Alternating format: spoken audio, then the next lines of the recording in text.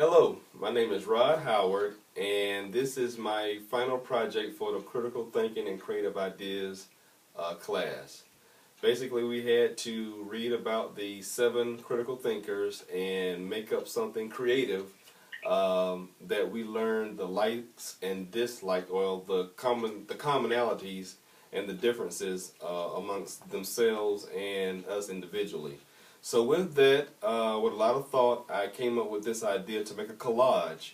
And basically something in the book is representative of each one of these individuals in the collage. And also I have a couple of my children to help me demonstrate some of the critical thinkers, which I think you'll enjoy. So with that, I'll start with Sigmund Freud. Sigmund Freud was probably one of the most intelligent critical thinkers based on the scholars.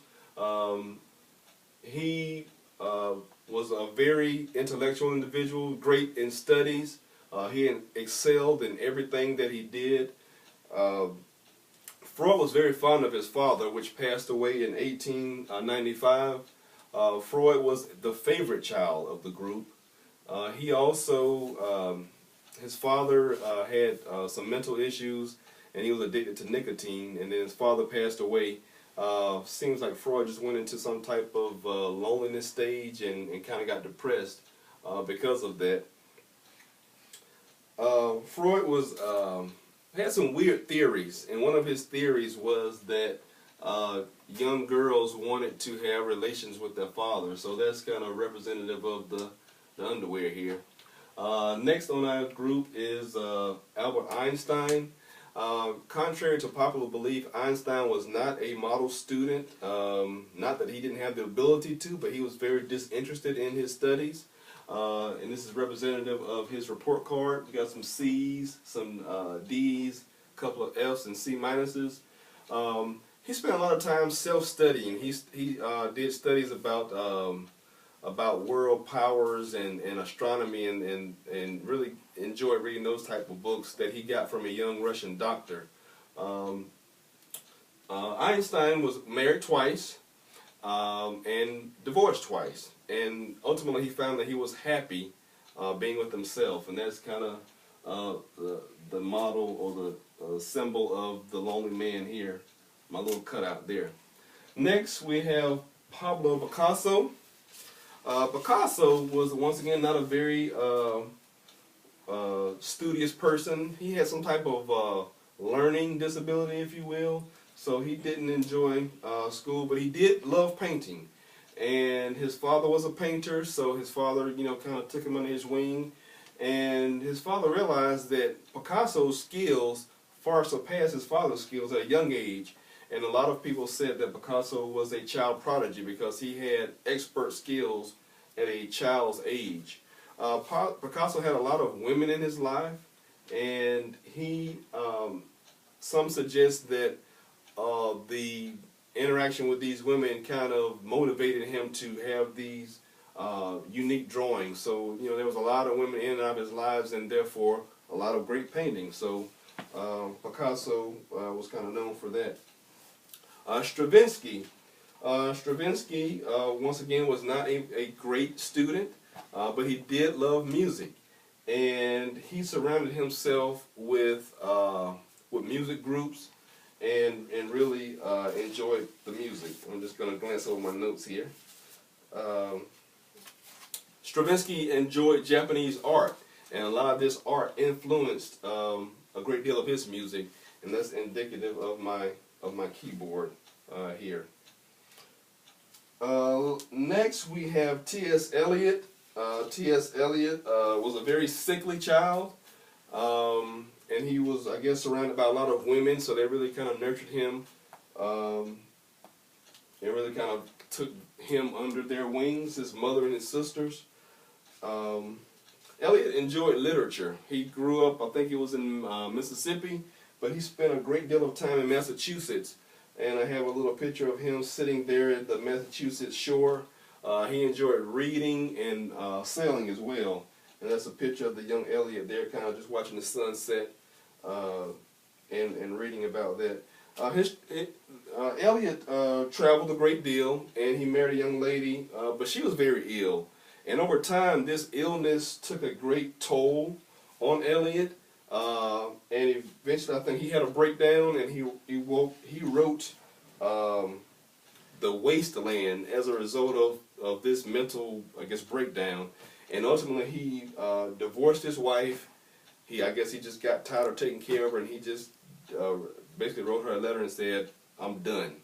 And so that was kind of his dramatic exit out of the relationship. Martha Graham. I have my daughter that's going to illustrate a little bit of Martha Graham.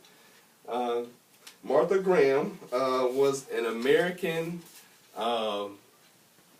dancer, and she was born in Pennsylvania. Her father was a doctor, and she enjoyed dancing. She knew that she would be a dancer very young in life, and she really committed her life to dancing. She went to junior college and took some liberal arts classes. She, danced all over the world, all over the country.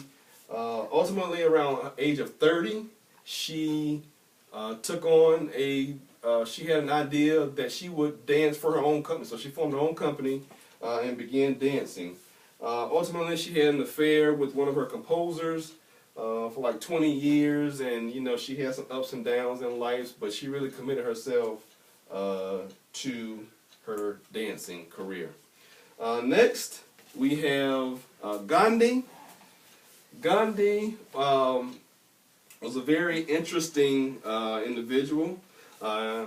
Gandhi's parents were Hindu, and they were very strict. As a child, he didn't do a lot of sports, but he considered himself a peacemaker. And this is Gandhi, y'all. And at the age of 13, Gandhi was married. So after marriage, he traveled a great deal. He went off to London to go to school. Got his law degree. Kind of abandoned his religious traditions because he wanted to blend in with the Europeans. So he dressed like they did. He didn't wear the little towel get up like he has on here. He kind of did his hair like the Europeans did and ate like they did. So over time he just kind of transformed and looked like they did. Eventually he went back and got with his wife, and they had more children, and ultimately, he formed his little society. And the goal of this society was so that they would, live a simple life and all live in harmony. However, Gandhi had, clashes with his wife. He wanted her to become literate and knowledgeable, and she was very, stubborn and just refused to learn how to read. He had fights with his oldest son, and so there was he brought harmony to a lot of people, but to his own family he couldn't bring harmony to them. So it's kind of ironic in that sense. So these are the critical thinkers, and once again, here is my collage of what I see when I read about the critical thinkers: Freud, Einstein, Picasso, Stravinsky, Elliot, Graham, and Gandhi.